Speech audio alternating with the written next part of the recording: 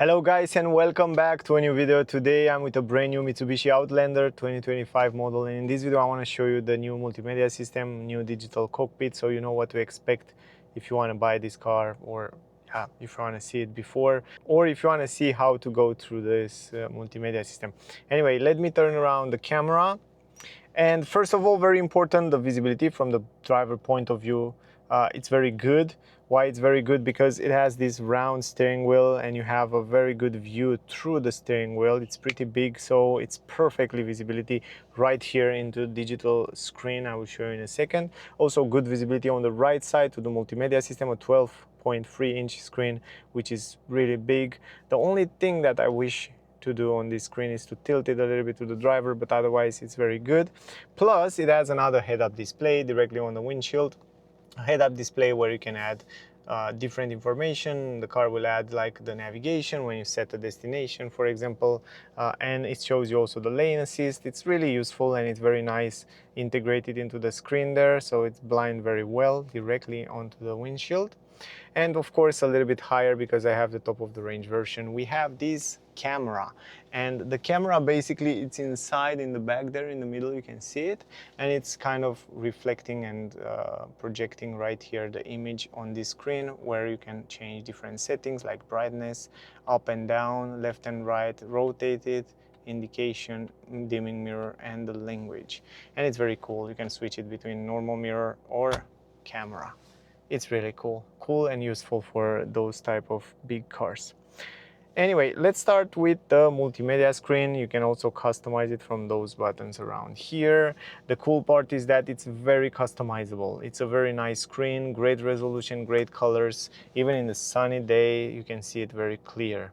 And you have two different types, like you can see this modern view with RPMs on the left side and speed on the right side, and speed again, and different information, and you can see a little bit bigger the information in the middle regarding the whatever things you choose. For example, right now I choose to see the graphic on the car with what happened with energy in real time. For example, if you choose the charge mode, you can see the car now is charging, and you can see very clear how the engine is running at 1000 RPMs. And you can see right now what happened with energy in real time. And when you're driving, you can see this nice graphic with what happened with energy in real time, which is great. I love it.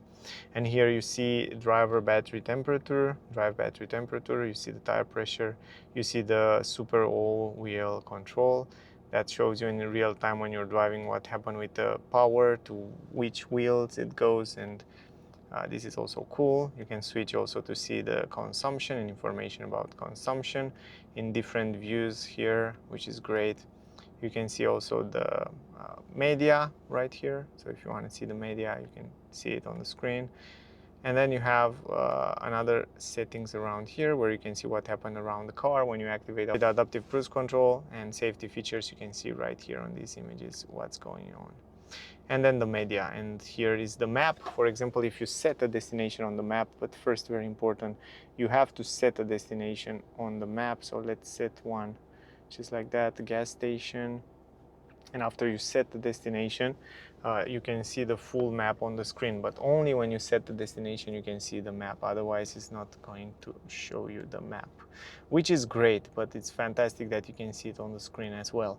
And then of course Mitsubishi move most of the settings, safety settings, assistant settings here into the menu, because it's much more easier not to go into the menu while you're driving, use the touch screen and lose the focus and attention. They move it here on the screen.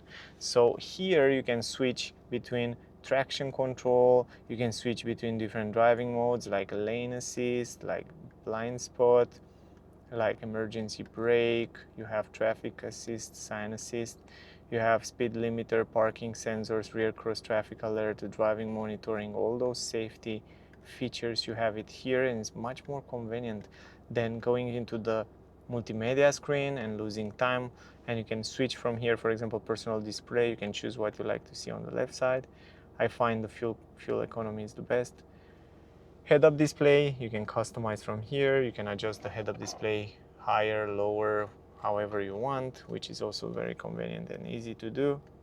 Eco settings here, Eco drive mode, here you can switch different driving modes, extremely easy. Viewer report of the consumption, super easy. Tire pressure, and you have the clock. You can switch the clock. You have the vehicle settings, which is great. I told you, they move all the settings, even the vehicle settings, like electric tailgates, like lights, mood lights, like lockings, wipers, driver position, mirrors, and then we have maintenance, oil control system, tire, display settings. Here you can choose between classic, because it has two different view modes. This is the classic one with RPMs and so on, like a classic view, or enhance, which I find it better because you can see bigger information in the middle there. Content selection, again, you can choose here what you like to see on the home and so on. You have the route guidance, welcome effect, and operation guidance, like lights, wipers, adaptive headlights, and so on. Units and language, you can change it from here. And factory reset, if you want to reset it from factory, you can do this from here. But otherwise, I think it's so complex. It's really great that you have the flexibility to choose so many things there. Also, the car, it's basically very ergonomic because it has a lot of physical button to change different settings. For example, here you have different driving modes, and you can see this nice graphic when you change through the driving modes, which is extremely useful from my point of view. I think it's great. Plus you have another buttons around here to change from different modes, which is great, and one pedal drive and so on. And yeah, I think it's great the way they customize it. If we go now to the screen here, we have some shortcuts on the left side. The screen is very big, visibility is great. You have also some buttons, physical button down here to switch between day mode and night mode. And you have this camera button that switch the view of the camera. So you can see around the camera, you can see the bird eye view. You can see on the right side to see the curves and what's going on the right front. Then we have, of course, the notification shortcuts here. You have also the home page button. This is the home page that you can customize how you want it. If you hold it, press for a few seconds on one of it. Now let me show you. You can now start and customize this front page, second page, third page, and wherever. And it's great that you can add wherever you want. Right now here on the first page, it's navigation, it's Apple CarPlay, it's quick searching for charging stations. So if you press this button, it search for the charging stations around you or the next one close to you, and so on.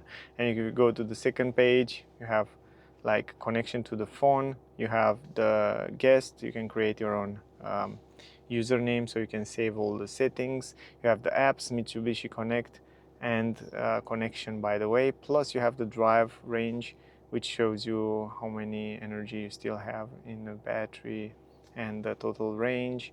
And then if you go here to the connection, you see all the connection if you want to connect your phone to Apple CarPlay or Android Auto. It's wireless, which is very good. Apps and info, here you have some extra apps and info. For example, you have the notification. If the car gives you some notification, you have the weather. We have also the, let me go back. Where was I? Here. Apps. You have the EV information here, like energy usage. You have also the charging station, which you press one button, it search for all the charging station, schedule the charging, and so on regarding charging on EV. Where I am, this is the location, GPS position, you have smartphone projection, you have system information and premium traffic, and so on. If you want to go in deeper settings, you can go up here and then you access some deeper settings like connection, system updates, clock, navigation settings, custom menu, system settings, sound, volume and sound, you find it around here. So from here you kind of customize the sound system, which is cool. You have many settings. You have system settings here with language, units, keyboards, and so on. And on the second page, we have the EV settings, some extra settings around here, like the messages, charging availability, and so on. And then you have the camera, and what else? Edit user, and here we have also some apps. But in general, you see, the most of the settings, they move it around to the, and then this is the connection of my phone, the media, and the navigation. Most of the settings, they move it here on the digital screen, so that's why you can find it here, everything. But now, talking a little bit about the navigation, because I think this is very important. Even though you can connect Android Auto or Apple CarPlay wireless, I think the navigation is still important on a car. Now, I think it's very good, the navigation. It doesn't have a lag, so it's zoom in, zoom out very quick. You can see it right here. So you can go very close, you can see different information. And the cool part is that it shows you even the price of the gas station. That's so cool. So it's so useful when you go in some countries where you don't know the price and you want to fuel your car. You find the lowest price, you just press on it, and then you go there just like that, replace the destination, and then just go there. And I think the navigation is very good. It shows you different trips, and then you press choose one, and then that's it, and it works relatively quick and fine. So yeah, from my point of view, you have also point of interest like restaurants and so on. But yeah, from my point of view, I think it's doing a great job, and I think it's a good navigation system. So yeah, in general, this is all. I don't know if I missed something, but I hope you get some useful information and you made an idea about the multimedia system. If you have any question, ask me down below. I will be happy to answer you guys.